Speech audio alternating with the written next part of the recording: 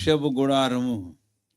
నిర్గమాకాండం 31వ అధ్యాయము 7వ వచనం. ఉదయకాలం ఆరంభించాం. అయితే ఈ సాయంకాలం మన ధ్యానం కొరకై మనము 26వ అధ్యాయము మనం చదివిన 34వ వచనానికి మనం వద్దాం. ఉదయకాలం కూడా ఈ నిబంధన మందసమును గురించి మనము చెప్పుకుంటూ వచ్చాం. ఇప్పుడు మరొక పాఠముగా 34వ వచనం. అతి పరిశుద్ధ స్థలములో సాక్ష్యపు మందసము మీద కరుణాపీఠమును ఉంచలేను అని. కాబట్టి మందసానికి ఇక్కడ సాక్ష్యపు మందసము అని పేరు మనం చూస్తాం. ఉదయకాలం మనం చూసినప్పుడు సాక్ష్యపు గుడారము అని చూచాం. ఆ తర్వాత సాక్ష్యపు మందసం అని చూచి కొంత మేరకు మనం వచ్చి ఆగాం. ఇప్పుడు మళ్ళీ అక్కడి నుంచి మనం ముందుకు పోతున్నాం. కాబట్టి ప్రత్యక్షపు గుడారం సాక్ష్యపు గుడారం అని పిలవడంలో దేని గురించి సాక్ష్యం ఇస్తాం చెప్పుకున్నాం. రెండవది సాక్ష్య మందసము అనేది మనం చూసినప్పుడు ఉదయకాలంతో మన ప్రభువైన క్రీస్తుని గురించి ఇచ్చే సాక్ష్యాన్ని గురించి మనం చూచాం. ఇప్పుడు మళ్ళా మనం ముందుకు సాగేటప్పుడు 24-34 సాక్ష్యపు మందసము. ఇప్పుడు ఏ మందసం దేని గురించి సాక్ష్యం ఇస్తుంది అనే విషయానికి మనము వెళ్దాం. నిర్గమాకాండం 25వ అధ్యాయము దయచేసి ఉదయకాలం మనం 10వ వచనం నుంచి మనం చదివాం. 22వ వచనం వరకు 25వ అధ్యాయము నిర్గమాకాండం 22వ వచనం. అక్కడ నేను నిన్ను కలుసుకొని కరుణాపీఠం మీద నుండి శాసనములు గల మందసము మీద నుండి 2 కెరూబుల మధ్య నుండి నేను ఇశ్రాయేలు నిమిత్తము మీకు ఆజ్ఞాపించు సమస్తమును నీకు తెలియ చెప్పెదను అని. కాబట్టి సాక్ష్యపు మందసం ఉదయకాలం దాని గురించి కొంత వివరణ ఇచ్చున్నాను. ఆ మందసం తుమ్మకరతో చేయబడింది. లోపల వెలుపట బంగారంతో పొదిగించబడింది, బంగారపు రేకుతో. ఆ తర్వాత దాని మీద ఒక కరుణాపీఠం అనే అచ్చమైన మేలివి బంగారుతో చేయబడిన ఒక మూతను మనం చూసాం, దాని కరుణాపీఠం. ఇప్పుడు ప్రభువైన దేవుడు ఈ మందసమును చేయమని చెప్పాడు. ఇందాక మనం పాడాం. మందసమును ఒకటి చేయమని దేవుడు చెప్పాడట. తర్వాత దానికి కరుణాపీఠమును చేయమని దేవుడు చెప్పాడు. 2 చరణాలు చివరిలో మనం పాడుతూ వచ్చాం. కాబట్టి ఏమిటి దేవుని యొక్క ఉద్దేశం? తర్వాత ఈ మందసము కరుణాపీఠం అంటే దాంట్లో ఒక భాగమే. కాబట్టి ఒక మందసం అంటే సరిపోతుంది. ఆ దేవుని యొక్క ఉద్దేశం ఏమిటి? తర్వాత ఈ నిబంధన మందసం, ఈ సాక్ష్యపు మందసం దేని గురించి సాక్ష్యం ఇస్తుంది? మొదటి తలంపుకి ఇప్పుడు మనం వస్తున్నాం. రండి దయచేసి 22వ వచనం, 25, 22. అక్కడ నేను నిన్ను కలుసుకొని, చాలంతే, అక్కడ నేను నిన్ను కలిసికొందును అని అన్నాడు. దేవుడు మానవుని కలుసుకోవాలని దేవుని యొక్క ఆశ ఇక్కడ మనం చూస్తాం. దేవుని యొక్క వాంఛను మనం చూస్తాం. We see the desire of God. దేవుడు మానవులను కలుసుకోవాలని ఆ ప్రభువైన దేవుని యొక్క ఆశను, వాంఛను ఇక్కడ మనము చూస్తాం. అయితే దేవుడు మానవుని కలుసుకోవడానికి నిబంధన మందసం, కరుణాపీఠమే కారణం. కాబట్టి కరుణాపీఠం, సాక్ష్యం మందసం అని చెబుదాం. సాక్ష్యపు మందసం దేవుడు మానవులను కలుసుకునేటటువంటి స్థలము. The place where God meets man.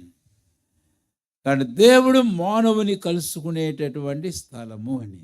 ఇప్పుడు ఈ సాక్ష్యపు మందసం మన ప్రభువైన యేసుక్రీస్తు వారిని మనకు జ్ఞాపకము చేస్తూ ఉంది అని. రండి తిమోతికి వ్రాసిన మొదటి పత్రిక 2వ అధ్యాయము 5వ వచనములో మనం ఇలాగా చూస్తాం. దేవుడు ఒక్కడే, దేవునికిని నరులకును మధ్యవర్తియు ఒక్కడే, ఆయనే క్రీస్తు యేసు అను నరుడు అని. ఇక్కడ క్రీస్తు యేసు అను నరుని గురించి మనం చూస్తాం. కాబట్టి మన ప్రభు అయిన యేసు క్రీస్తు వారు, కాబట్టి సాక్ష్యము మందసం మన ప్రభు అయిన యేసు క్రీస్తు వారు దేవుని మానవులను కలిపేటటువంటి మధ్యవర్తి. మన ప్రభు అయిన యేసుక్రీస్తు వారికి ఉన్న అనేక పేర్లలో అచ్చం ఈ భావం ఇచ్చేయండి ఇంకొక పేరు నేను జ్ఞాపం చేస్తున్నాను. అది పాత నిబంధనలో యెషయా గ్రంథం 7వ అధ్యాయంలో మనం చూస్తాం 14వ వచనంలో. క్రొత్త నిబంధనలో మత్తయి సువార్త 1వ అధ్యాయంలో మనం చూస్తాం. ఆయనకు ఇమ్మానుయేల్ అని పేరు పెట్టుది. ఏం పేరు చెప్పండి, అందరూ చెప్పండి బిగ్గరగా. ఇమ్మానుయేలు అంటే మనకు అక్కడ మార్జిన్లో రాసి పెట్టారు దేవుడు మనకు. అది కొంచెం భావము తేల్చేసినట్లుగా ఉంది ఆ మాట. దేవుడు మనకు తోడు అని కాదు అసలు సంగతి. ఇమ్మానుయేలు అనే పదానికి మూల భాషలోనికి వెళితే మనకు గమనానికి వచ్చే అర్థం ఏంటంటే, ఎక్కడ దేవుడు మానవుడు కలుసుకుంటాడో దానికి ఇమ్మానుయేల్ అని పేరు. దయచేసి మనసులో ఉంచుకోండి ఈ మాట. దేవుడు మనకు తోడు కాదు. దేవుడు మనకు తోడు అనే దానికంటే దేవుడు మనల్ని కలుసుకోవడం, మనము దేవుని కలుసుకోవడం. కాబట్టి ఇమ్మానుయేలు అనే పదానికి అర్థం ఏంటంటే, దేవుడు మానవుడు ఎక్కడ కలుసుకుంటాడో. ఎక్కడ కలుసుకున్నాడు ఇప్పుడు దేవుడు మానవుడు? ఆయనకు పెట్టబడి ఇమ్మానుయేలు. కాబట్టి ఇమ్మానుయేలు దేవుడు మానవులను కలిపేటటువంటి సాక్ష్య మందసం. ఆ మందసం ఇస్తున్న సాక్ష్యం ఇదిగో ఇమ్మానుయేలు, ప్రభు అయిన యేసుక్రీస్తు వారు. దేవునికి మానవులను మధ్యవర్తి ఇదిగో ఆయనయే దేవుడు మానవులను కలిపేటటువంటి స్థలం. కాబట్టి ఆయనే మందసం, ఆయనే కరుణ పీఠము అయి ఉన్నాడు అని. సరే, దేవుడు మానవులు కలుసుకోవడం అంటే వారిద్దరూ ఏమైనారని మనకు అర్థమవుతుంది. ఏమైనారు వాళ్ళిద్దరూ? వేరు. వాస్తవానికి దేవుడు మానవుని సృజించినప్పుడు ఆదికాండం 2వ అధ్యాయం 7వ వచనంలో నేల మంటితో మానవుడు నిర్మించాడు. తర్వాత అదే వచనంలో దేవుడు నిర్మించినటువంటి ఆ నరుని తన రూపం చొప్పున చేశాడట. అది ఇంకా మంటి బొమ్మలాగానే ఉన్నాడు. అయిన తర్వాత దేవుడు మరి ఆ మానవుని తీసుకున్నాడో ఇట్లా, లేకపోతే ఆయనే వంగి నాసికారంధ్రములలో ఏం చేశాడట? జీవవాయువును ఊదాడట. ఊదేటప్పటికి మనుషుడు ఏమైనాడు? ఆత్మ అయినాడు. అంటే ఆ మంటిలో నుంచి చేయబడినటువంటి దేవుని స్వరూపములోని ఆ పోలిక ఇప్పుడు దేవుని జీవం తనలో పొందాడు, జీవించు ఆత్మ అయ్యాడు. అయితే చాలా విచారకరమైన విషయం ఏమిటి అని అంటే, ఆదికాండంలో ఇలాగ అయినప్పుడు 2వ అధ్యాయం 17వ వచనంలో దేవుడు ఒక మాట చెప్పాడు ఆదాముతో. ఏమని చెప్పాడు అంటే, నైతే మంచి చెడల తెలివినిచ్చు వృక్ష ఫలములు తినకూడదు, నీవు తినుమని నిశ్చయముగా చచ్చదువు అని అన్నాడు. ఏం చేశారో చెప్పండి ఆదాము హవ్వలు? వారు తిన్నారు. ఆదికాండం 3వ అధ్యాయంలో మనం గమనించినట్లయితే హవ్వ తాను తిని ఆదామును కూడా తెచ్చిస్తే అతడు కూడా ఎప్పుడైతే తిన్నాడో ఏమైంది? నేను ఒకటి వాక్యాలు చెబుతున్నాను. యోహాను రాసిన మొదటి పత్రిక 3వ అధ్యాయము 4వ వచనం, ఆజ్ఞను అతిక్రమించాడు. అదే వచనంలో మరొక మాట చెబుతున్నాను, ఆజ్ఞ అతిక్రమమే ఏమిటి? పాపము చేశాడు. కాబట్టి మానవుడు దేవుని ఆజ్ఞను అతిక్రమించాడు, తర్వాత మానవుడు పాపము చేశాడు. దానికంటే ముందు ఇంకొక మాట కూడా చెప్పడం మంచిది. ఎందుకంటే క్రొత్త నిబంధనలో రోమీయులకు రాసిన పత్రిక 5వ అధ్యాయంలో 12వ వచనం ఒక మాట రాశాడు, ఒక్క మనుష్యుని చాలు. ఈ 3 పదాలు దయచేసి గుర్తుంచుకోండి. ఒక్క మనుష్యుని అవిధేయత, ఆ మనుషుడే ఆదాము. రెండవది, ఒక మనుషుని యొక్క ఆజ్ఞ అతిక్రమం, అదే ఆదాము దేవుని ఆజ్ఞ అతిక్రమించాడు. అంతేకాదు, ఆ మనుషుని ఆజ్ఞ అతిక్రమించడం ద్వారా ఒక మనుషుడు పాపం చేసినందున మనుషులందరూ ఏం చేశారంట? పాపము, మరణము అందరికీ సంప్రాప్తమైంది.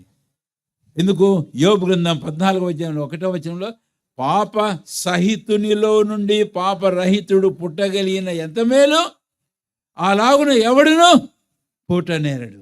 కాబట్టి అవిధేయత మన, ఆజ్ఞాతిక్రమం మనకు, పాపము మనకును ఆరోపించబడింది. ఇప్పుడు అల్టిమేట్గా ఏమైనాడంటే, ఆదాము హవ్వలు ఆజ్ఞ అతిక్రమించి ఏమైనారంటే చెప్పండి, తినమని నీవు నిశ్చయంగా. మరి చస్తే ఆదాము హవ్వలను ఎవరు ఏదేనలో పూర్తి చేశారు? చెప్పాలి త్వరగా మీరు. ఎవరు ఏదేనలో పూర్తి చేశారు? వాళ్ళను సమాధి చేశారు ఎవరు? ఆదాము హవ్వల సమాధి ఉందా ఏదేనలో? త్వరగా చెప్పాలి మీరు. మరి లేకపోతే ఏమైంది? ఆదికాండం 3:24, దేవుడైన యెహోవా ఆదామును తన భార్య అయిన హవ్వను వెలగొట్టి తూర్పు దిక్కున కెరూబులను, చాలంతే. ఆ వెళ్ళగొట్టిన ఒక పదం. దేవుడైన యెహోవా ఆదామును తన భార్య అయిన హవ్వను ఏం చేశాడంటే చెప్పండి, వెళ్ళగొట్టాడు. సరే, అంటే వారు భౌతికంగా చనిపోలేదు.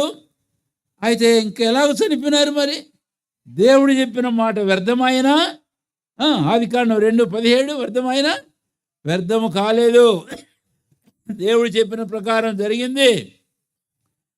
అయితే ఆ మరణం ఏ మరణము అనే విషయానికి వస్తే, ఇక్కడ ఈ పదం వెళ్ళగొట్టమని రాశాడు కదా, ఆ పదమే చూద్దాం. ఎఫెసీ పత్రిక 4వ అధ్యాయము 18వ వచనం. ఎఫెసీ 4:18.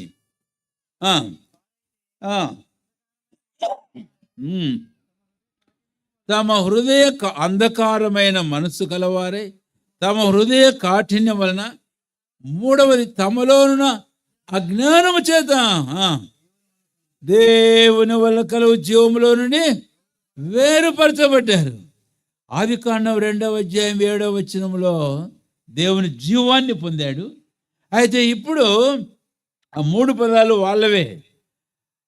పౌలు ఇక్కడ వ్రాస్తూ అంటాడు, ఎఫెసీ 4:18, వారైతే దేవుని వల్ల కలుగు జీవంలోంచి ఏమైనారంటండి? వేరుపరచబడ్డారు. మరణం అంటే ఏమిటో కాదు, మరణము అంటే వేరుపడమే అర్థం. ఏ మరణమైనా, 3 మరణాల గురించి మాట్లాడుతున్నాను. ఇప్పుడు మనం మాట్లాడుకున్నది ఆత్మ సంబంధమైన మరణం, ది స్పిరిచువల్ డెత్, ఆత్మీయమైన మరణం. పౌలు అన్నాడు ఎఫెసీ 2వ అధ్యాయం 1వ వచనంలో, మీరు మీ అపరాధముల చేతను పాపం చేతను చచ్చిన వారైండగా. పత్రిక సచిన వాళ్ళకు రాయడమైంది పౌలు. అంటే ఏమిటి? ఎఫెసీ 4:18, దేవుని వల్ల కలు ఉద్యోగులోంచి ఏమైనారట? వేరుపరచ, వెలివేయబడ్డారు. They are alienated life of God, life the eternal. దేవుని జీవమునిచ్చే జీవంలోంచి మానవుడు తాను వేరుపరచబడి మనకు అర్థమవుతూ ఉంది అని. రెండవ కాబట్టి ఆత్మీయ మరణం 1 ఎఫెసీ 2:1. శరీర సంబంధమైన మరణం మనం చూస్తాం దేవుని వాక్యంలో ఈరోజు మనందరికీ బాగా తెలిసేది. తర్వాత 3వ మరణం ఏమిటి అని అంటే, ఆ నిత్యమైన మరణం, అగ్ని గంధకంతో మండుకుండా. ఆ మరణం కూడానండి ఎడబాపే. యేసుప్రభు వారు ఎడమ వైపున ఉన్న వారిని చూచి ఏమన్నాడు?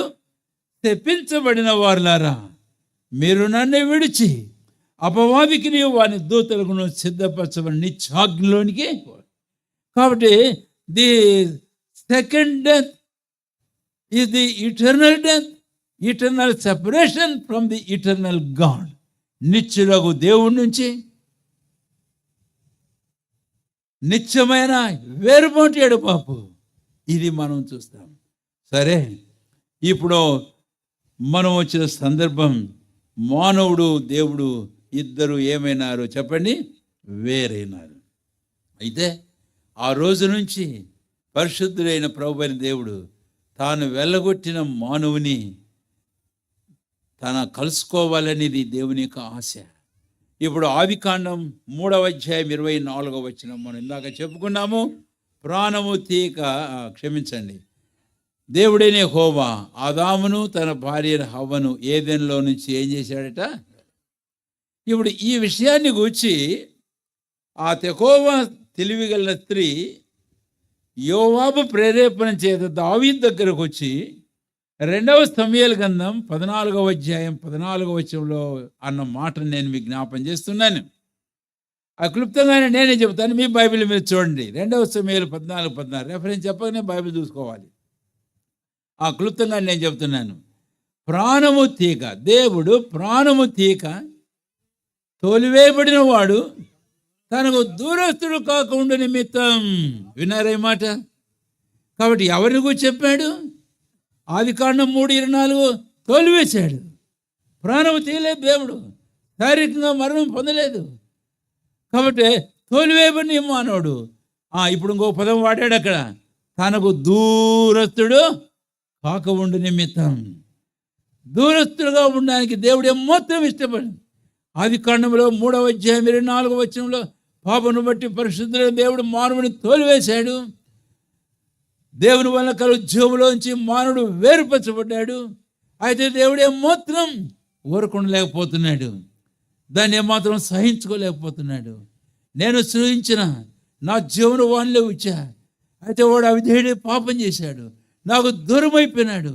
ఆ దూరస్తుగా ఉండడం ఏమాత్రం ఇష్టపడిన దేవుడు తనకు సమీపస్తునిగా చేసుకునేందుకు తగిన సాధనాన్ని 2వ సమూయేలు 14:14 తను సమీపస్తునిగా చేసుకునేందుకు తగిన సాధనాన్ని కల్పించాడట.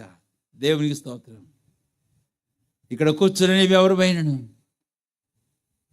ఇంకా జన్మించిన పాపంలోనే జీవిస్తూ దేవుని వల్ల కలుగు జీవంలోంచి వేరుపరచబడిన వాడవై శారీరకంగా బాగా జీవిస్తున్నావు, మంచి ఆరోగ్యంతో ఉన్నావు. కానీ దేవుని వల్ల కలుగు జీవంలోంచి వేరుపరచబడిన ఆధ్యాత్మిక మరణావస్థలో నీవు ఉన్నావు. దేవునికి నీకు సాంగత్యమే లేదు. నువ్వు చేస్తున్న చాలా రకాల కార్యకలాపాలు, లేక ఆరాధన ప్రార్థనలు, లేకపోతే దాన ధర్మాలు, పుణ్య కార్యములు అనేకములు. అయితే జీవముల సృష్టికర్త దేవునితో నీ సాంగత్యం తెగిపోయింది.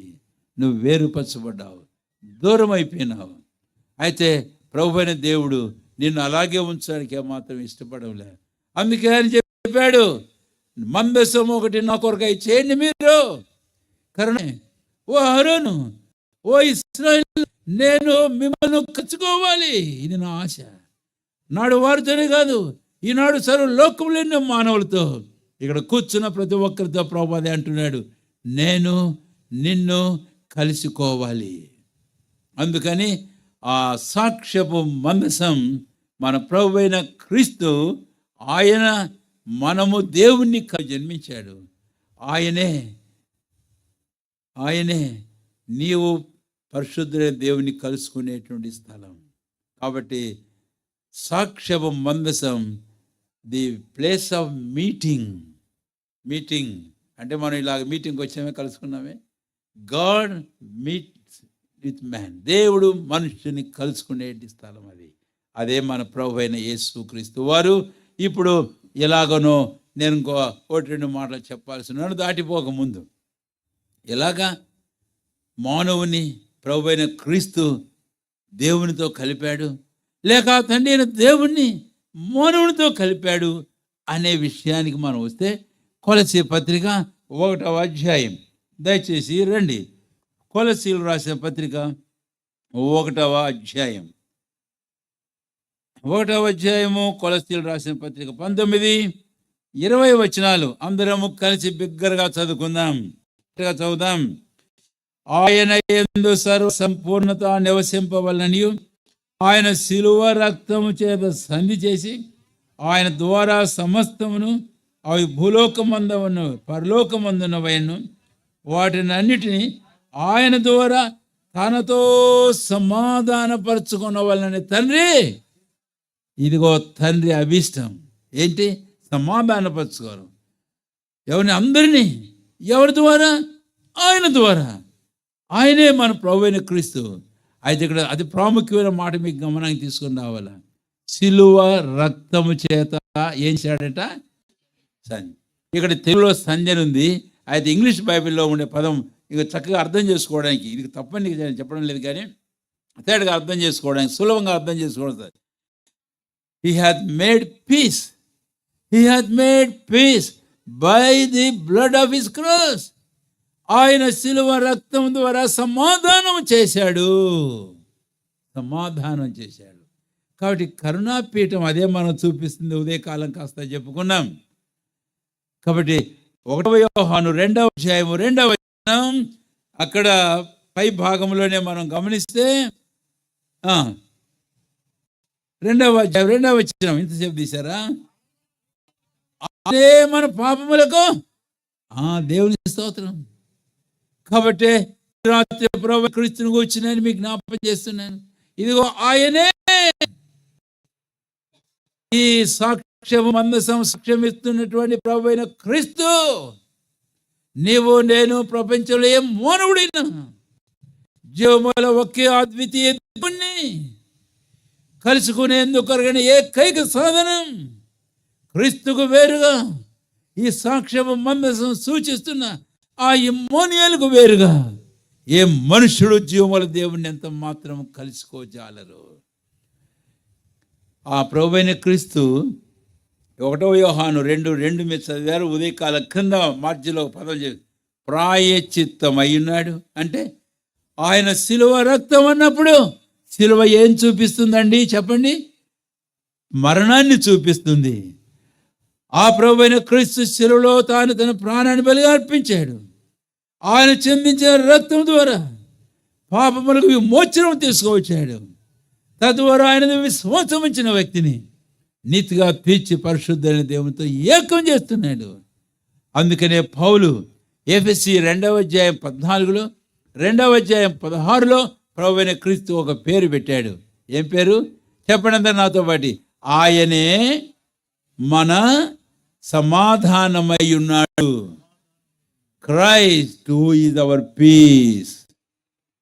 ఈ రాత్రి ఈ తలంపు నేను ముగించి ముందుకు పోతుంటుండగా నీవెరుగా ఈ ప్రభువైన క్రీస్తును, ఆయన మాత్రమే నీవు దేవునితో సమాధానం పడేందుకు కేంద్ర బిందువు.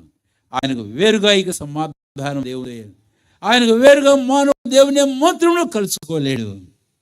కాబట్టి దేవుడు మోషేతో అన్నాడు 25వ అధ్యాయము 20వ వచనంలో, నేను నిన్ను ఏం చేస్తానన్నాడు చెప్పండి? కలిసి కొందును అని. కాబట్టి సాక్ష్యము మందసం ప్రభువైన క్రీస్తుని గురించి మనకిచ్చే సాక్ష్యము ఇప్పుడు మనం విన్నాం. ఈరోజు ఆ అనుభవంలోకి నీవు వచ్చున్నావో లేదో ఒకసారి ఆలోచించు. ఇంకా నీ పాపను బట్టి దేవునికి నీవు వేరై, ఆయన వలన కలుగు జీవులోంచి వేరై, నీ అపరాధం చేతను పాపం చేతను చచ్చిన వాడుగా ఉంటే మానవుడు దూరస్తులైనటువంటి ఆ మానవుని సమీపతను చేసుకునే దేవుడు కల్పించడు. ఆయనే ప్రభువైన యేసుక్రీస్తు వారు రానేడైన ప్రభు నిన్ను ప్రేమతో పిలుస్తున్నాడు. అందుకే ఇందాక ప్రార్థనకు మాట జ్ఞాపం చేశారు. ఇరిమియా గ్రంథంలో ఆ మాట మనం చూస్తాం. అది 30వ అధ్యాయము 21-22 వచనంలో, నా సమీపమునకు వచ్చుటకు ధైర్యం తెచ్చుకుని వాడు ఎవడు కాదు. అయితే ఇంగ్లీష్లో ఒక మాట ఉంది, నా సన్నిధికి వచ్చుటకు తన హృదయమును ప్రోత్సాహపరుచుకున్నవాడు ఎవడు? Who is he that encourages his heart to approach మీ.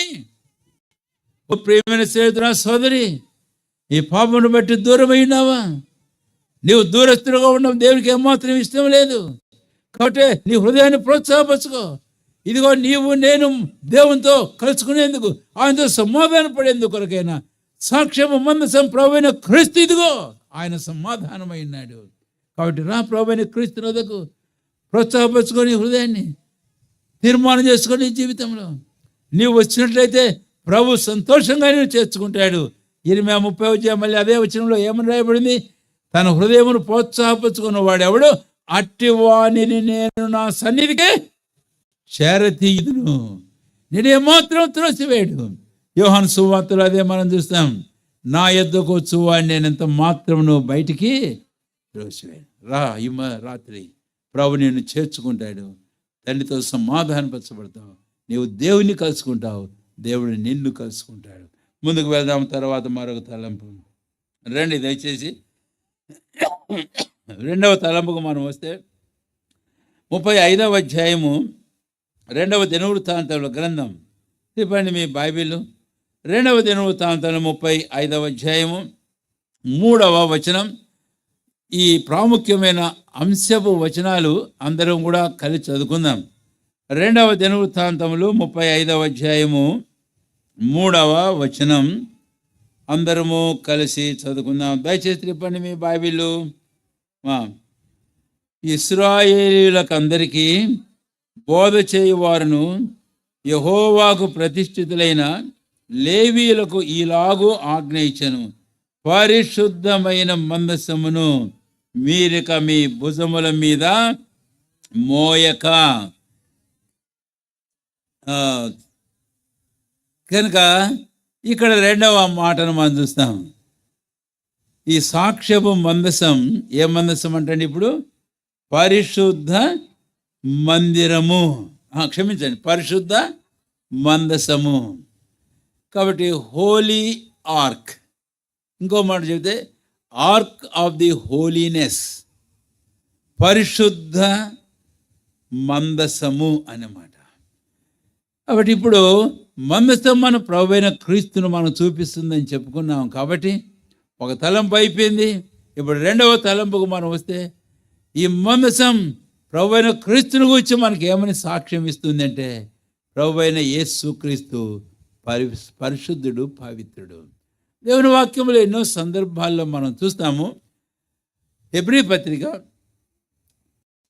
లేకపోతే కొన్ని వచనాలు నేను మీకు జ్ఞాపం చేశాను. లూకా సువార్త 1వ అధ్యాయము 49వ వచనం, ఆయన జన్మ దగ్గర నుంచి చెప్పుకుందాం. లూకా సువార్త 1వ అధ్యాయం 49వ వచనం, ఆయన నామము పరిశుద్ధము ఉందండి. ఆయన నామము పరిశుద్ధం. ఆ జన్మించబోతున్న సందర్భంలో ఆ సంగతులు విన్నటువంటి వారు ఆయన నామం ఏ నామంటైనా పరిశుద్ధమైనది. అందుకనే బైబిల్లో కీర్తనకారుడు మన ప్రభువైన యేసు క్రీస్తు వారిని గురించి ఈ పేరు అక్కడ రాశాడు. 111వ కీర్తన 9వ వచనం అనుకుంటాను. ఆ కీర్తన ఆ వచనం ఏమిటి? ఆయన నామము ఏది? పరిశుద్ధమైనది. అక్కడ ఇంగ్లీష్లో ఒక మాట ఉంది, రెవరెండ్ ఈజ్ హిజ్ నేమ్. ఆయన పేరు ఏ పేరంట? రెవరెండ్. ఈరోజు కొంతమంది రెవరెండ్లు అని పెట్టుకుంటారు. ఏంది రెవరెండ్? నువ్వు దేవుని పేరు నువ్వు పెట్టుకుంటావా? పెట్టుకుంటే ఏదో ఆ పేరు ఈ పేరు సరే, కానీ రెవరెండ్ అని నువ్వు పెట్టుకుంటావని. రెవరెండ్ అనేది ఒకసారి వాడాడు ఇక్కడ బైబిల్ అంతట్లో కూడా. ఆ వాడిన ఒక్కసారి ఎవరికి వచ్చి వాడాడు? ప్రభువైన దేవుని నామానికి వచ్చి వాడాడు. కాబట్టి రెవరెండ్ అని నువ్వు ఎలాగ పెట్టుకుంటావు? ఇదే మాత్రం సరే నేను ఒప్పుకోవడంలే, దేవుని వాక్యం ఒప్పుకోదు. ఆయన నామం పరిశుద్ధమైనది. ఆయన జీవితానికి మనం వద్దాం. యోహాను సువార్త 8వ అధ్యాయము 46వ వచనం అనుకుంటాను. అక్కడ మన ప్రభువైన యేసుక్రీస్తు వారు బహిరంగంగా అనేకుల మధ్య నిలబడి మాట అన్నాడు, నా యందు పాపం ఉన్నదని మీలో ఎవడైనా పాపించునా?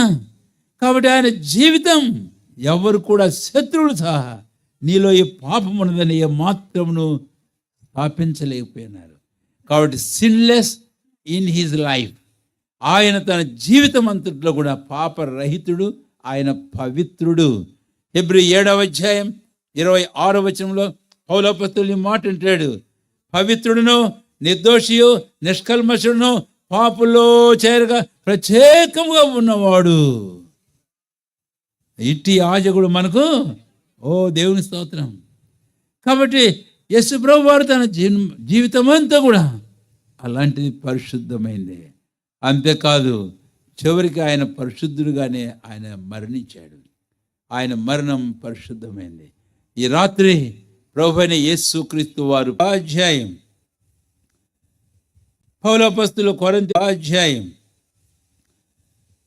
పౌలపస్తులు కొరింథీలోని సంఘానికి ఈ పత్రికను వ్రాసేటప్పుడు బహు చక్కగా స్పష్టంగా 31వ వచనంలో ఈ మాట వాడాడు, అతిశయించువాడు ప్రభునందే అతిశయింపవలనని వ్రాయబడి నెరవేరినట్లు దేవుని మూలముగా ఆయన మనకు జ్ఞానమును నీతియో చెప్పనంత నాతో పాటి దేవుని మూలముగా క్రీస్తు మనకు పరిశుద్ధతయునాయను. కాబట్టి సాక్ష్యపు మందసం, పరిశుద్ధ మందసం ప్రభువైన క్రీస్తు మనకు పరిశుద్ధత ఆయను అని తెలియపరుస్తుంది. రక్షించబడిన ప్రభువులారా, ఓ మాట గుర్తుంచుకొని మొదటి తలంపు మనం ముగించి ముందుకు వచ్చాం. క్రీస్తులందరూ సోదరు రక్షించబడి దేవునితో సమాధానపరచబడి మంచిది, దేవుని స్తోత్రం. అయితే రక్షించమని క్రైస్తవ జీవితంలో ఈరోజు క్రీస్తు మనకు పరిశుద్ధత అయి ఉన్నాడని వ్రాయబడింది కదా. అలాంటి పరిశుద్ధత మన జీవితంలో మనం కలిగి కాపాడుకుంటూ ఉన్నామా అనేది చాలా ప్రాముఖ్యమైన విషయం. అందుకనే పేతురు అపొస్తలుడు ఈ మాట వాడాడు. ఇక్కడ ఇద్దరిని చూస్తాం. 1 పేతురు 1వ అధ్యాయం 14వ వచనం 16వ వచనంలో ఏమంటాడు? నేను పరిశుద్ధుడనై ఉన్నాను గనుక మీరును ఏమైండుడి? పరిశుద్ధులయ్యుండుడి. ఈ రాత్రి ఇక్కడ కూర్చున్న రక్షించబడిన దేవుని ప్రజలం మన జీవితాలను ఒకసారి ప్రశ్నించుకుందాం. ఏదో రక్షణ పొందామని చెప్పడం కాదు. మన ప్రభువైన క్రీస్తు ఆయన పరిశుద్ధుడు. రెండవది, ఆయన మనకు పరిశుద్ధత అయ్యాడు. మూడవది, మనమును పరిశుద్ధంగా ఉండవాలని ప్రభువైన యేసుక్రీస్తు వారు మాట్లాడుతూ ఉన్నాడు. ఈ రాత్రి ఎలాగున్నామో ఒక్కసారి ప్రశ్నించుకుందాం. మన జీవితాలను సరి చేసుకుందాం. పౌలు అపొస్తలుడు కొరింథీయులు రాస్తూ వాడాడు ఈ మాట అన్నాను కదా. కొరింథీయుల గురించి నేను అంతా చెప్పలేం, కానీ అయితే ఒక మాట మీకు జ్ఞాపం చేయాలని కోరుతున్నాను. ఆయన అంటాడు ఒక సందర్భంలో మాట్లాడుతూ, ఇట్టిది అన్య జనులలోనైనను లేదట. అంటే వీరు వాస్తవానికి క్రీస్తు రక్తం చేత సంపాదించమన్న ప్రజలే. అందుకే వారిని గురించి 1 కొరింథీ 1వ అధ్యాయంలో మొదటి వచనాలు రాసినప్పుడు ఏమన్నాడు? కొరింథీలోనున్న దేవుని సంఘానికి అన్నాడు. ఎవరు సంఘం అంటే? అపొస్తలుల కార్యం 20వ అధ్యాయం 28వ వచనంలో దేవుడు తన స్వరక్తం ఇచ్చి సంపాదించిన తన సంఘం. సంపాదించమన్న సోదర సోదరులారా, దేవుని సంఘమా?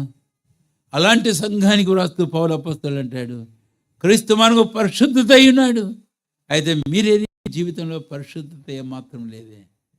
కాబట్టి చాలా విచారకరమైన విషయం. అందుకనే మన జీవితాలు పరీక్షించుకుందాం. 2వ కొరింథీ 7వ అధ్యాయం 1వ వచనం చదవండి. ఎవరినో ఒకరి బిగ్గరగా. ప్రియులారా, మనకు ఈ వాగ్దానములు ఉన్నవి కనుక దేవుని భయముతో పరిశుద్ధతను సంపూర్తి చేసుకొనచ్చు శరీరమునకును ఆత్మకును కలిగిన సమస్తమైన కల్మషమును, కల్మషము నుండి మనల్ని ఏం చేసుకుందామంటే చెప్పండి. కాబట్టి ఈ మాట మనం మనస్సులో ఉంచుకుందాం. ప్రియులారా. కాబట్టి పౌలు ప్రియులు అని వాడినప్పుడు పరిశుద్ధులను ఉద్దేశించి రక్షణ పొంది దేవుని పని ఉద్దేశించి ఆడాడు. అది కొరింథీయులకి మళ్ళీ 2వ పత్రికను రాస్తున్నాడు. కాబట్టి శరీరమునకును ఆత్మకు నటిన ప్రతి కల్మషం నుంచి మనల్ని ఏం చేసుకుందామట? పరిశుద్ధ. కానీ హృదయ శుద్ధి గలవారు ధన్యులు, వారు దేవుణ్ణి. కాబట్టి పరిశుద్ధతయు సమాధానమును కలిగి ఉండేటకు ప్రయత్నించుడి. పరిశుద్ధత లేకుండా ఎవడును ప్రభువును చూడాడు. ఇప్పుడు 3వ తలంపుకు వెళ్దాం. సాక్ష్యం మందసాన్ని గురించి 2వ దినవృత్తాంతములు 6వ అధ్యాయం 41వ వచనం. 2వ దినవృత్తాంతములు 6వ అధ్యాయము 41వ వచనం. అందరము కలిసి చదువుకుందాం అనుకున్నాం కదా. ప్రతి ప్రాముఖ్యమైన అంశానికి 6వ అధ్యాయం 41వ వచనం 3వ అంశానికి మనం వస్తున్నాం. మందసాన్ని గురించి రండి. నా దేవా యెహోవా, బలమునకు ఆధారమగు నీ మందసమును దృష్టించలేము. నీ విశ్రాంతి స్థలమందు ప్రవేశించుము. దేవా యెహోవా, నీ యాజకులు రక్షణ ధరించుకొందురుగాక. నీ భక్తులు నీ మేలు బట్టి సంతోషించుదురుగాక. అందరు చెప్పండి నాతో పాటి, బలమున ఆధారమగు నీ మందసము. కాబట్టి మూడవ పేరుకు వచ్చాం, బలమునకు ఆధారమగు మంది, the ark of the strength of God. కాబట్టి ఆ నిబంధన మందసం దేవుని శక్తిని గూర్చి, మన ప్రభువైన క్రీస్తు శక్తిని గూర్చి, బలమును గూర్చి జ్ఞాపకము చేస్తూ ఉంది. గుర్తుంచుకుందాం ఈ మాట. కాబట్టి దైవజనుడు మోషే, యెహోవా బలమునకు ఆధారముగా మందసం ప్రార్థన చేస్తుంటాడు. బల సూచకమైన మందసంతో కూడా మా మధ్యకు దిగే రమ్ము అని అన్నాడు. ఇశ్రాయేలీలు అరణ్యంలో ప్రయాణం చేస్తున్నాడు. దయచేసి గమనించండి మాట. వారి ఐగుప్తు నుంచి బయటకు వచ్చాక మందసం నిర్మించింది ఎక్కడ తెలుసా? అరణ్యంలోనే. అరణ్యంలో 40 సంవత్సరాలు ప్రయాణము చేశారు. ఆ మందసం వారితో కూడా వెళుతూనే వచ్చింది. ఆయా సందర్భాల్లో వారు శత్రువులు ఎదుర్కొన్నారు, శోధనలు ఎదుర్కొన్నారు, లేమిళ్ళు ఎదుర్కొన్నారు, పరిస్థితులు ఎదుర్కొన్నారు, ఆందోళన భయాలను వారి జీవితంలో ఎదుర్కొన్నారు. అలాంటి పరిస్థితుల్లో దైవజనుడు మోషే ప్రార్థన చేస్తూ అన్నాడు, ఏమని? బలమునకు ఆధారముగు మందసంతో కూడా యెహోవా నీవు మా మధ్యకు దిగిరా. బల సూచకమైన మందసంతో నీవు మా మధ్య, వేల మంది ఇశ్రాయేలు మధ్యకు నీవు దిగిరా. కాబట్టి మందసం, ఏ మందసము? బలమునకు ఆధారముగు మందసము. ఈ మందసం మన బలమునకు ఆధారముగు ఎవరిని చూపిస్తుంది? 1 కొరింథీ 1వ అధ్యాయం, తిప్పండి మీరు బైబిల్లో, 24వ వచనం. కొరింథీ మొదటి పత్రిక 1వ అధ్యాయము 24వ వచనం. ఆయన యూదులకును ఆటంకముగాను అన్ని జనులకు వెరితనముగాను ఉన్నాడు. వినండి అన్నమాట. యూదులకేమి, గ్రీసు దేశస్తులకేమి, పిలువబడిన వారికే. చెప్పండి అందరు నాతో పాటి, పిలువబడిన వారికి. మళ్ళీ చెప్పండి, పిలువబడిన వారికి క్రీస్తు దేవుని శక్తి అయి ఉన్నాడు. ఈ మధ్యాహ్నం మందు, ఈ సాయంకాలం ఆ మందసం ప్రభువైన క్రీస్తుని గురించి ఇచ్చే సాక్ష్యం. పిలువబడినవా? క్రీస్తుని విశ్వాసం నుంచి రక్షించబడ్డావా? అలాంటి నీకు నాకు మన జీవితాల్లో క్రీస్తు మనకి ఏమై ఉన్నాడు అంటే చెప్పండి, శక్తి అయి ఉన్నాడు. పాత నిబంధనలో దావీదు భక్తుడు పలు పర్యాయాలు అంటాడు. ఆయన ఈ మాట అన్నాడు కదా 18వ కీర్తనలో, యెహోవా నా బలమా. 81వ కీర్తనలో, బలమున మనకు బలమై ఉన్న దేవునికి ఆనంద గానము చేయదాం. కాబట్టి 3వ తలంపు, ప్రభువైన క్రీస్తు మనకు బలమునకు ఆధారమగు మందసం. క్రీస్తు మనకు దేవుని శక్తి. దేవునికి స్తోత్రం. ఇది మనకి ఎంతో అవసరం. ఎందుకో తెలుసా? లోకంలో ఉన్నవాడు ఒకడు ఉన్నాడు. వాడు ఎవడు అనంటే, మనకంటే వాడెవడు? గొప్పవాడు, లేకపోతే బలవంతుడు అని. యేసుప్రభు వారు సైతాను గూర్చి వాడిన కొన్ని పేర్లు, కొన్ని పదాలు ఉన్నాయి బైబిల్లో. అందులో ఒక పదం చెబుతున్నాను. మత్తయి సువార్త 12వ అధ్యాయంలో, నేను తీయడం లేదు కానీ 12వ అధ్యాయంలో, బలవంతుడగు ఒకరిని మొదట బంధించితేనే కానీ వాని ఇంట్లో ఉన్న సామాగ్రిని దోచుకోలేడు. ఎవరిని గురించి మాట్లాడండి ఇక్కడ యేసయ్య? అపవాదిని గురించి మాట్లాడాడు. వాడు ఎవడట? బలవంతుడు. వాడు ఉన్నాడు లోకంలో, వాడు ఉన్నాడు. కాబట్టి మన ప్రభువుకు ఆ విషయం తెలుసు. వాడు ఎలాంటి వాడన్న సంగతి ఆయనకు తెలుసు. అందుకనే యోహాను సువార్త 17వ అధ్యాయంలో యేసు ప్రభు వారు తన శిష్యుని విడిచిపో సమయం దగ్గరికి వచ్చింది. అందుకే 13వ అధ్యాయం 1వ వచనంలో, ఆయన లోకములో నుంచి తండ్రి వద్దకు వెళ్ళవలసిన గడియ వచ్చినని యేసు ఎరిగి, ఆ తర్వాత 13 అయినాక 14 చెప్పాడు, నేను వెళ్ళిపోతున్నాను, మీ హృదయంలో కలవరపడనీయకుడి అని. ఆ తర్వాత 16వ అధ్యాయంలో మీరు వెళ్ళండి అని చెప్పాడు. ఆ తర్వాత 17వ అధ్యాయంలో ప్రార్థన చేస్తూ ఒక మాట అన్నాడు, తండ్రి నీవు నాకు అనుగ్రహించిన వారు వారి కొరకు ప్రార్థిస్తున్నాను. ఎందుకు ప్రార్థన చేస్తున్నాడు? లోకములో నుంచి వారిని తీసుకొని పొమ్మని ప్రార్థన చేయటం లేదు, కానీ అయితే దుష్టుని నుండి వారిని ఏం చేయి, కాపాడు. కాబట్టి ఈరోజు రక్షించమని మన క్రైస్తవ జీవితంలో ఇలాంటి పరిస్థితులు అనేకములు మనకున్నాయి. ప్రభుబిడ, ఒకసారి మనస్కరించు. నీకు తెలుసు ఈ సంగతి. ఎన్నోసార్లు ఆయా రకాలైన పరిస్థితులు మనపై పడిపడినప్పుడు మనం బలవంతులం కావడానికి బదులుగా మన జీవితాల్లో బలహీనం అవుతున్నావు. అయ్యావా? నీ క్రైస్తవ జీవితంలో ఆత్మీయంగా బలహీనుడు అయ్యావా? అది ఏమాత్రం దేవుని ఉద్దేశం కాదు. క్రైస్తవ జీవితం ఒక యాత్ర వంటిది. ఈ యాత్రను గురించి నేను ఒక మాట వాడుతున్నాను. 84వ కీర్తన గ్రంథం 7వ వచనం. తెలుగు బైబిల్లో అంత స్పష్టంగా మనకు లేదు. 84వ కీర్తన 7వ వచనం. ఎవరైనా చదవండి దయచేసి. వారు నాటికి బలాభివృద్ధి నొందుచు, ఇంగ్లీష్ బైబిల్ ఏమన్నదంటే they go from strength to strength. వారు నానాటికంటే రోజుకు బలము నుండి ఇంకా అధికమైన బలానికి వెళుతుంటారట. ఇదా ఇక్కడ కూర్చున్న రక్షించమన్న దేవుని బిడ్డ నీ జీవితం? రక్షణ పొంది ఎన్ని సంవత్సరాలు అయింది? రక్షించమన్నప్పుడు ఎవరం మనం తెలుసా? కొత్తగా జన్మించిన శిశువులు పోలినవారు. అయితే అంతటితో ఆగలే. ఆ తర్వాత యోహాను భక్తుడు ఒక మాట అంటాడు, దేవుని పిల్లమే కాదు యవనస్తులమే కాదు తండ్రులం. అంతేకాదు మీరు బలవంతులు. యోహాను సువార్త 2:14. కాబట్టి రాత్రి మన ప్రభువైన క్రీస్తు మన విషయం ఏం ఉద్దేశించాడు? బలవంతులంగా ఉండవాలని. అర్థం చేసుకుందామా మాట? ఏమని? 84వ కీర్తన 7వ వచనం. 5వ వచనంలోనేమో యాత్ర చేయు మార్గం. ఎలాంటివండి యాత్ర చేసే మార్గములు? ఎలాంటివి అని అడిగా.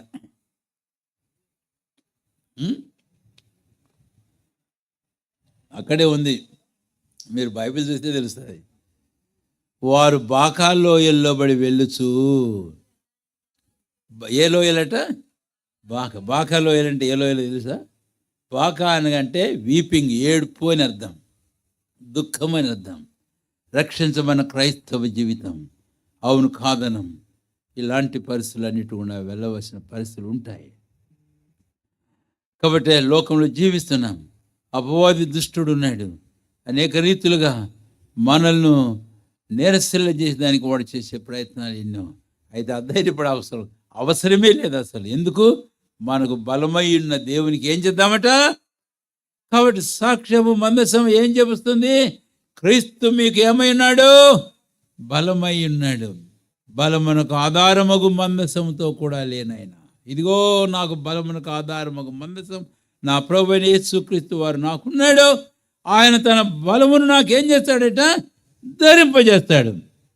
ఎక్కువ వచనాలు ఇక నేను చెప్పజాలను, కానీ యోబు గ్రంథానికి వెళ్ళి ఒక్క మాట చెప్పుకుందాం. ఎందుకంటే యోబు జీవితం ఎలాంటిదో మనకు తెలుసు. తాను వెళుతున్న పరిస్థితులు వాస్తవంగా మనలో ఏ ఒక్కరం కూడా వెళుతున్నామని ఎంత మాత్రం నువ్వు చెప్పజాలము. యోబు గ్రంథము దయచేసి రండి. 30 యోబు గ్రంథం 30 కాదు 20 యోబు గ్రంథం 23వ అధ్యాయం 6వ వచనం. ఆయన తన అధిక బలము చేత నాతో వ్యాజ్యమాడున, ఆయన లాగు చేయక, చెప్పండి అందరు నాతో బట్టి, ఆయన తన అధిక బలము చేత నాతో వ్యాజ్యమాడున. యోబు జీవితం ఎట్లుందంటే దేవుడు తనతో వ్యాజ్యానికి దిగినట్టు అనిపిస్తుంది తనకు, కానీ వాస్తవం కాదు. ఇక్కడ తెలుగు బైబిల్లో కూడా సరిగా అర్థం కాదు ఈ వచనం. అందుకని మళ్ళీ ఇంగ్లీష్ బైబిల్ చెప్పాల్సి వస్తుంది. అక్కడ ఏమైందంటే, but he would put strength in me. ఆయన నాతో వ్యాజ్యమాడు, ఆయన నాలో తన బలమును ఉంచుతాడు. ఏ బలం? ఆయన అధిక బలమును నాలో ఉంచుతాడు. దేవుని స్తోత్రం. ప్రోబిడ్డ గుర్తుంచుకో, ఏదో నువ్వు బలహీనమైపోయి నీ జీవితంలో సమర్థించుకోవడానికి ఏమాత్రం వీలు లేదు, ఎంత మాత్రం లేదు. మనం బలహీనం అయ్యామంటే మనం అపవాది చోటు ఇచ్చడం వల్లనే. కాబట్టి ఎక్కడెక్కడ ఏ విషయాల్లో నువ్వు బలహీనపరచబడ్డావు ఒక్కసారి ఆలోచించుకో. అది ప్రభుకి ఇష్టంలే. ఒక సందర్భం నేను మీకు జ్ఞాపం చేసిన తర్వాత 4వ తలంపు వెళ్తా. ఏంటంటే లూకా సువార్తలో ఒక స్త్రీని గురించి మనం చదువుతాం. నడుము వంగిపోయిన స్త్రీ. ఎన్నో అధ్యాయము? 13వ అధ్యాయం. ఏమనుంది తెలుసా? అక్కడ సమాజ మందిరంలో ఆయన బోధించును. చదవండి వచనం. విశ్రాంతి దినమున ఆయన సమాజ మందిరంలో బోధించుచుండగా 18 ఏండ్ల నుంచి బలహీనపరచు దయ్యము పట్టిన ఒక స్త్రీ. ఏమైంది? ఆమె నడుము వంగిపోయి ఏమాత్రము. విశ్వాసి జీవితంలో చక్కగా నిలబడుతున్నావా? చక్కగా నిలబడకపోతే, అలాగ నిలబడకపోవడం ప్రభుకి ఇష్టం కాదు. అందుకనే పాత నిబంధనలో ప్రభు పదే చెప్పాడు. ఎవరితోనే కాదు, యేసుక్రీస్తు దేవుడు మాట్లాడుతూ ఇంకా అనేకులతో మాట్లాడుతూ వచ్చాడు. దానియేలుతో ఇంకా ఎన్నో సందర్భాలు మనం చూస్తాం. యేసుకేలు, నీవు లేచి చక్కగా. ఈరోజు ఇక్కడ కూర్చున్న మన అందరితో మాట్లాడుతున్నాడు ప్రభు. రక్షించబడిన ప్రతి దేవుని బిడ్డను ఉద్దేశించి మాట్లాడుతున్నాడు. నీవు లేచి చక్కగా నిలబడు. నిలబడితే ఏం చేస్తావు? నేను నీతో మాట్లాడు. ప్రభు నీతో మాట్లాడాలనా? నీతో అన్యోన్యమైన సంబంధం ఉండాలనా? ప్రభు నీతో ఆ విషయాలని పంచుకోవాలనా? కాబట్టి నువ్వు లేచి చక్కగా నిలబడాలి. అయితే ఇదిగో ఒక స్త్రీని మనం చూస్తాం ఇక్కడ. రెండవది, ఈ స్త్రీ ఎక్కడుందంటే అండి, ముందు ఒక మాట చెప్పండి. ఆ స్త్రీ ఎవరి కుమార్తె అని చెప్పాడు? యేసయ్య. చెప్పండి ఎంతసేపా? అబ్రహాము కుమార్తె. అబ్రహాము కుమార్తె అంటే అబ్రహాము విశ్వాసులకు ఫాదర్ ఆఫ్ ఫెయిత్. కాబట్టి ఈ స్త్రీలో మరి ఆ విశ్వాసం ఉన్నట్టుంది. కాబట్టి ఒక మాట చెప్పొచ్చేమో, ఈమె ఒకవేళ రక్షించబడిన దేవుని బిడ్డలకు సాదృశ్యమేమో. సరే, దానికి ఇంకో రుజువు కూడా ఉంది. ఆమె ఎక్కడుందంటే చెప్పండి? సమాజ మందిరంలో ఉంది. కాబట్టి ఇక్కడ కూర్చుని అబ్రహాము సంతానం కావచ్చు, అబ్రహాము మూడవ కుమార్తెవు కావచ్చు, రక్షించబడిన ప్రభు బిడ్డవు కావచ్చు. అబ్రహాము దేవుని నమ్మాడు, నీతిగా తీర్చబడ్డాడు. అలాగ నమ్మి నీతిగా తీర్చబడిన ప్రభు బిడ్డవే. కానీ ఇదిగో అబ్రహాము కుమార్తె, ఇదిగో సమాజ మందిరంలో, సంఘములో. అయితే ఎలాగుందంట?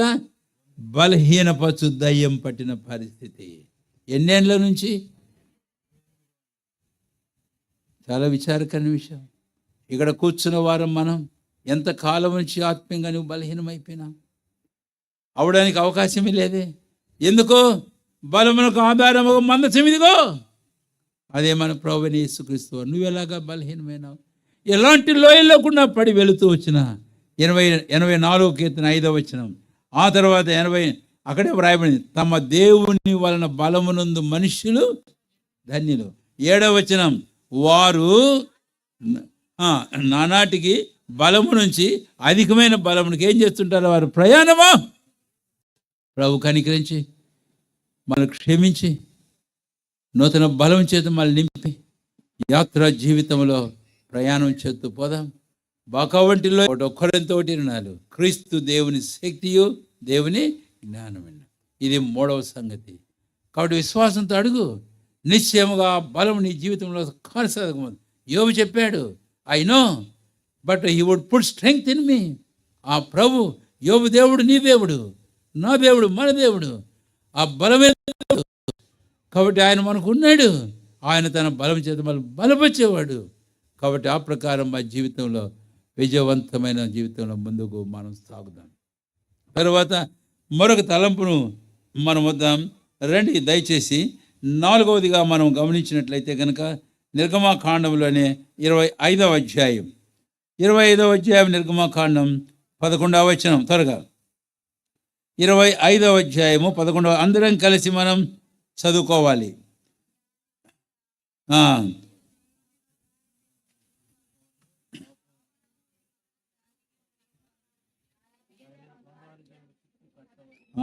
చాలంతే.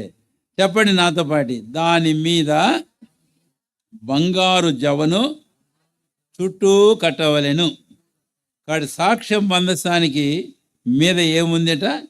బంగారు జవను మనము చూస్తాం. మీకు అర్థమవుతుంది జవ కట్టం అంటే. కొన్నిసార్లు ఇలాంటి బల్ల అనుకోండి అది. అయితే ఇప్పుడు ఈ బల్ల ఉంది, దీని చుట్టూ కూడా జవలు కట్టుతుంటారు కొన్నిసార్లు. వాటికి జవలు అంటాం. మంచాలకు జవలు కడతారు, తలుపులకు జవలు కడుతుంటారు. అది ఒక అలంకారంగా ఉంటుంది. సరే, దాని గురించి నేను మాట్లాడలేదు. కానీ అయితే బంగారు జవ అంటే, జవ అనే మాట మన తెలుగులో సరిగా అర్థం కాదు. అందుకనే మళ్ళీ ఇంగ్లీష్ బైబిల్కి వెళ్ళాల్సి వస్తుంది. ఇంగ్లీష్ బైబిల్లో ఏమనుందంటే, దాని చుట్టూ నీవు బంగారు కిరీటమును, క్రౌన్ ఆఫ్ గోల్డ్.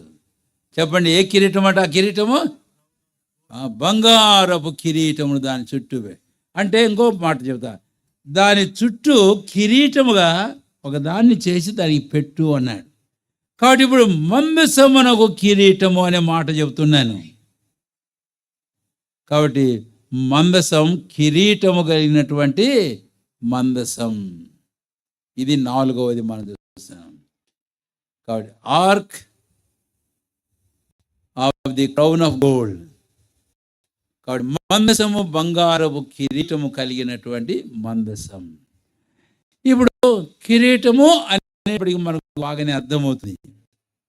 మన ప్రభువైన యేసుక్రీస్తు వారిని గురించి మాట్లాడేటప్పుడు రండి దయచేసి హెబ్రీ పత్రిక 2వ అధ్యాయం 9వ వచనం చివరి భాగం, అలాగ చదవగలిగిన వాళ్ళే చదవండి. హెబ్రీ పత్రిక 2వ అధ్యాయం 9వ వచనం చివరి భాగమా? ఓ దేవుని స్తోత్రం. మహిమా ప్రభావములు ఆయనకు కిరీటములుగా ఏం చేశాడంటే అండి. కాబట్టి ఇదిగో, నాడు దేవుడు మోషే అహరోనుతో చెప్పాడు. ఏమని చెప్పాడు? ఆ మందసమునకు నీవు బంగారు కిరీటమును ఒకటి పెట్టు అని అన్నాడు.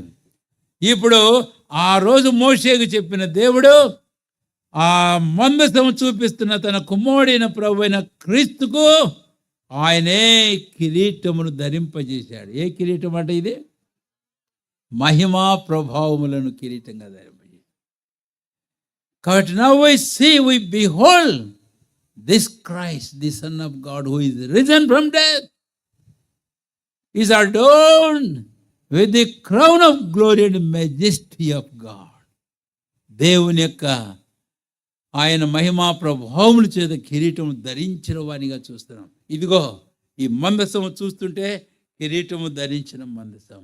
కాబట్టి ప్రభువైన క్రీస్తుని ఈరోజు మన జీవితంలో అలాంటి వానిగా మనం చూడడం అనేది చాలా ప్రాముఖ్యమైనటువంటి విషయము. నేను మరొక వచనం జ్ఞాపం చేస్తాను. ఫిలిప్పీయులకు రాసిన పత్రిక 2వ అధ్యాయము 9వ వచనము నుంచి 11వ వచనం వరకు మనం చూస్తాం. కానీ నేను ఆ భాగం మాత్రమే చదువుతాను. దయచేసి మీ బైబిల్ తెరిచి మీరు గమనించాలని మీకు మనవి చేస్తూ ఉన్నాను. 11వ వచనం. ప్రతివాని నాలుకయు తండ్రి అయిన దేవుని మహిమార్థమై యేసుక్రీస్తు ప్రభువుని ఒప్పుకున్నట్టును దేవుడు ఆయనను అధికముగా హెచ్చించి ప్రతి నామమునకు ఆయన పైనామమును ఏం చేశాడట. కాబట్టి ఇది మన ప్రభువైన యేసుక్రీస్తు వారిగా హెచ్చింపును మనకు చూపిస్తుంది. సరే, హెచ్చింపు అని నేను చెప్పినప్పుడు త్వరగా ముందుకెళ్తే అపొస్తలుల కార్యములు 2వ అధ్యాయము, దయచేసి రండి 30, అపొస్తలుల కార్యములు 2వ అధ్యాయము 35వ వచనమో 36వ వచనమో, 2వ అధ్యాయం అపొస్తలుల కార్యం 36వ వచనం. ఎవరినో ఒకరు చదవండి దయచేసి. మీరు సిలువ వేసిన యేసునే దేవుడు ప్రభుగాను క్రీస్తుగాను నియమించను ఇశ్రాయేలు వంశమంతయు. ఇక్కడ ఒక మాట జ్ఞాపం చేస్తున్నా. పేతురు అపొస్తలుల్లో మొట్టమొదటి పెంతెకొస్తు దినాన, అంటే పరిశుద్ధాత్ముడు భూమి మీద కుమ్మరించబడి సంఘం భూమి మీద జన్మించిన ఫస్ట్ డేనే ఆయన లేచి నిలబడి సువార్త ప్రకటిస్తూ ఈ మాట అంటాడు. ఏమని? మీరు సిలువ వేసిన యేసు. సిలువ వేసిన యేసును అనేటప్పుడు అండి మనం ఒక మాట గుర్తుంచుకోవాలి. ఆయన్ని సిలువ వేసేటప్పుడు ఆయనకి ఏం పెట్టారట? ఏం కిరీటం పెట్టారు? ముళ్ళ కిరీటం పెట్టారు. కాబట్టి పేతురు చూపిస్తున్నాడు, మీరు సిలువ వేశారు, జీవాధిపతిని మీరు చంపారు, మీరు ముళ్ళ కిరీటం పెట్టారు.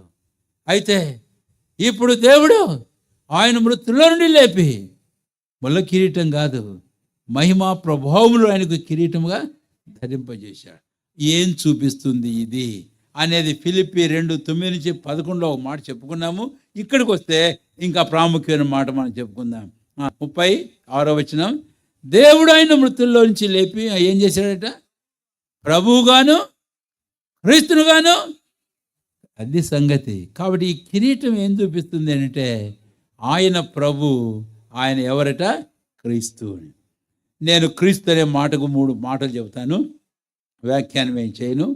క్రీస్తు అంటే అర్థం ఏంటో చెప్పండి త్వరగా దయచేసి. అభిషిక్తుడు. బైబిల్లో అభిషేకం పొందిన వారు ఎవరో తెలుసా? చెబుతారా? త్వరగా చెప్పండి. ఎవరెవరు అభిషేకించబడిన వారు? రాజులు.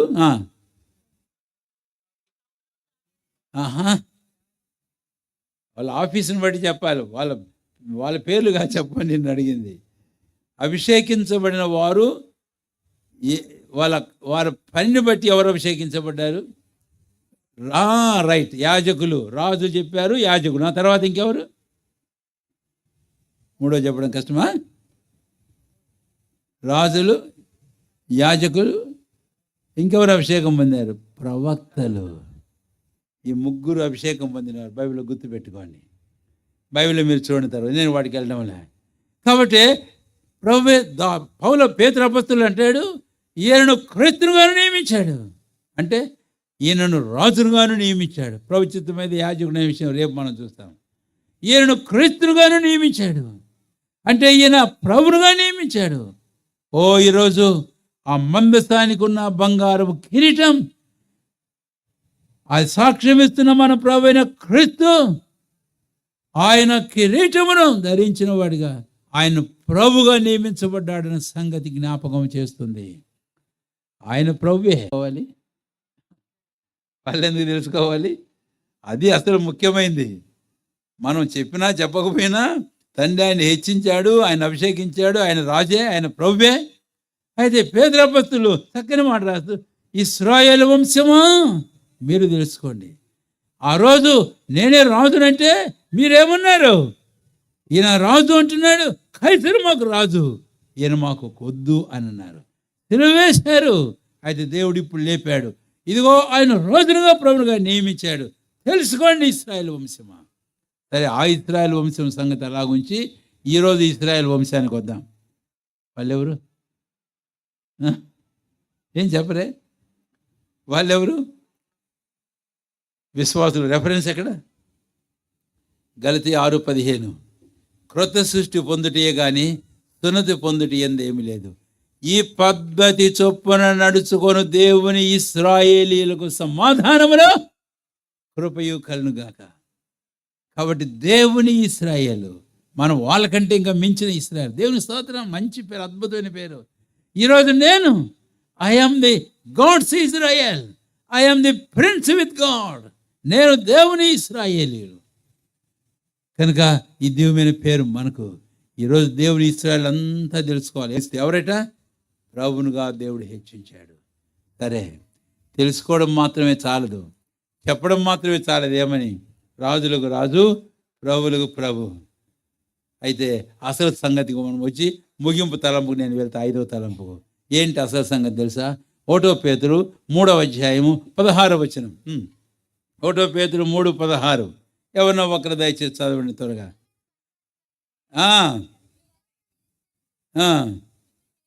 చివరి భాగం చదవండి దయచేసి. క్రీస్తును ప్రభువుగాను ప్రతిష్ఠించు. చెప్పండి అందరు నాతో పాటి. క్రీస్తును ప్రభువుగా ప్రతిష్ఠించుకోండి. కాబట్టి ఆ మందసానికి కిరీటం ప్రభువైన క్రీస్తు ప్రభువుగా ఉన్న దేవుడు హెచ్చించాడు. తర్వాత రెండవది, ఇశ్రాయేలు దేవుని ఇశ్రాయేలు అందరూ తెలుసుకోవాలి. తెలుసుకోవడమే కాదు, మూడవది ఏం చేయాలట? ఈ క్రీస్తును ప్రభువుగా మీరేం చేయండి? ప్రతిష్ఠించుకోండి. Sanctify Christ as Lord in your hearts. మీ హృదయంలో క్రీస్తుని ప్రభు బిడ్డ, ఈరోజు క్రీస్తు నీ జీవితంలో ఏంటి స్థానం ఆయనకి ఇచ్చావు? నిశ్చయముగా నీ హృదయంలో, నీ జీవితంలో, నీ కుటుంబంలో, అన్ని విషయాలలో ప్రభువైన క్రీస్తును ప్రభువునుగా, రాజునుగా నీ జీవితంలో ప్రతిష్ఠించుకున్నావా? ఒకసారి పరీక్షించుకో.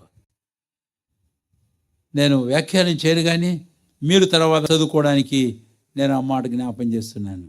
బైబిల్లో రూతు గ్రంథం అనే ఒక పుస్తకం ఉంది. ఆ రూతు గ్రంథం ఒక ఫ్యామిలీ స్టోరీ, ఒక కుటుంబం యొక్క చరిత్ర కథ. అందులో ఇంటి యజమాని పేరు ఏం పేరు? ఎలీమెలెకు. ఎలీమెలెకు అంటే అర్థం ఏంటి? నా దేవుడే నా రాజు అని అర్థం.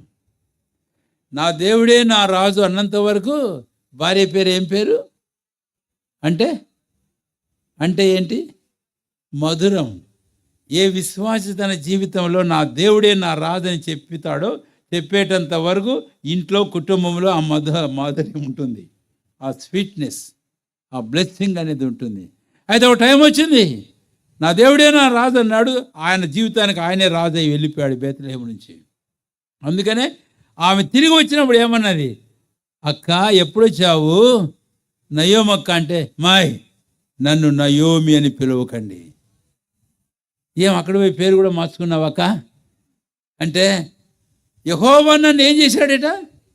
ఆయన మీద నేరం మళ్ళీ దేవుడు చేశాడు ఇదంతా. కాబట్టి మారా అంటే అర్థమేమిటి? గుర్తుంచుకో విశ్వాసి, క్రీస్తుని జీవితంలో అన్ని విషయాల్లో ప్రభునుగా రాజునుగా ప్రతిష్ఠించుకున్నంత వరకు జీవితం నయోమే, మాధుర్యం, ఆశీర్వాదం, తృప్తి, సంతోషం. అయితే ఈ రోజు నువ్వు కవి నిరాకరించి నీవే ప్రభు అవుతావో అన్నారు ఈ ఇశ్రాయేలే. యెషయాగ్రంథం 26వ అధ్యాయంలో తీయంతులేండి ఏమన్నారు? మాకెవరు ప్రభు? మా పెదవులే మాకు. కాబట్టి విశ్వాసం చాలాసార్లు ఏం చెప్పుకుంటుంటాం, నష్టపడతాం. జాగరూకమై మన జీవితాలు సరి చేసుకుందాం. చివరిలో ఆ తలంపుతో మనం ముగించుకుందాం. రండి, సాక్ష్యం మందస్సమును కూర్చున్న 5వ తలంపుతో నేను పూజ చేస్తాను. 40వ అధ్యాయము నిర్గమాకాండం. నిర్గమాకాండం 40వ అధ్యాయం 34వ వచనం. 40వ అధ్యాయం 34వ వచనం. అందరము కలిసి మనము చదువుకుందాం. అందరము కలిసి మనం చదువుకుందాం.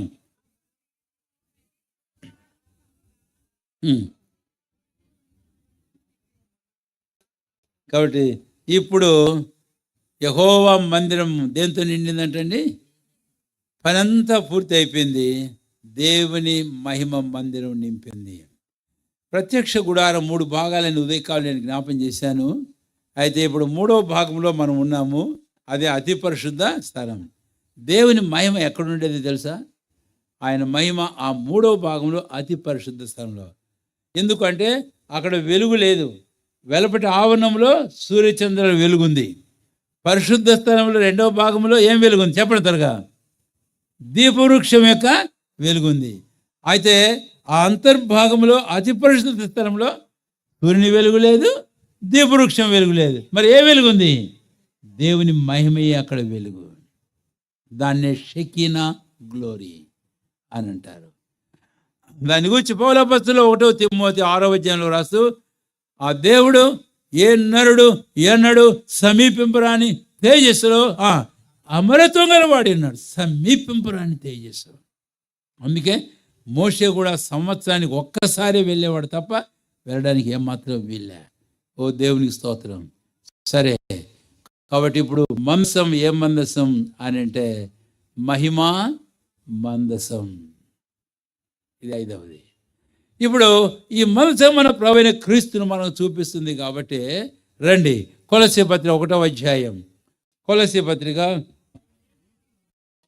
ఈ మహిమ యొక్క మహేశ్వరుడితో అది అనగా మీ యందున్న క్రీస్తు మహిమ నిరీక్షణ ఉన్నాడన్న సంగతిని దేవుడు చెప్పండి అందరూ నాతో పాటు. మీ యందున్న క్రీస్తు మహిమ నిరీక్షణ ఉన్నాడు. Christ in you the hope of glory. మీ యందున్న క్రీస్తు. ఏ క్రీస్తు అయినా? మహిమ క్రీస్తు. ఇందాక పాడాం మహిమా మందిరం. ఎందుకు? ఆ నిబంధన మన మీద దేవుని మహిమ మనం చూస్తాం. కాబట్టి ఆ మహిమ ఇప్పుడు ఎక్కడో లేదు, మన ప్రభువైన క్రీస్తు. యోహాను సువార్త 17వ అధ్యాయం. టైం అయిపోయింది. అక్కడ యేసు ప్రభు వారు ప్రార్థన చేస్తూ ఒక మాట అంటాడు 4వ వచనంలో. ఏమని? తండ్రి, చేయుటకు నీవు నాకు అనుగ్రహించిన పని సంపూర్ణ భూమి మీద నీ నామమును. చివరి భాగం, ఇప్పుడు ఆది యందు నీ యొద్ద నాకెట్టి మహిమ ఉండెనో ఆ మహిమతో ఇప్పుడు నీవు నన్ను ఏం చేయమన్నాడు? మహిమపరచు. ఆ తర్వాత ఇంకో సందర్భంలో మహిమ పరిచితిని అన్నాడు. అవును, క్రీస్తు ప్రభు వారు ఇప్పుడు మహిమపరచబడ్డాడు. ఆ చేసే ప్రార్థన చేస్తుంటాడు, తండ్రి నీవు నాకు అనుగ్రహించిన మహిమ నేను వారికి ఇచ్చి ఉన్నాను. దేవుని స్తోత్రం. కాబట్టి మహిమ మందసం మన ప్రభువైన క్రీస్తు మనకి ఏమై ఉన్నాడు? మహిమ అయి ఉన్నాడు అని. అందుకని రోమియోలు రాస్తూ పౌలు అపోస్తలుడు అంటాడు, ఆయన 2వ అధ్యాయంలో రాశాడు, తర్వాత 8వ అధ్యాయంలో రాస్తూ ఏమంటాడంటే 2వ తిమోతిలో 2వ అధ్యాయం రాశాడు, ఆయనతో కూడా శ్రమపడేలా ఆయనతో కూడా ఏమవుతామంటే మనము మహిమపరచబడతాం. కాబట్టి దేవుడు దేనికి పిలిచాడు మనల్ని? ఆ ఒక వచనం జ్ఞాపం చేస్తున్నాను ప్రార్థన ముందు.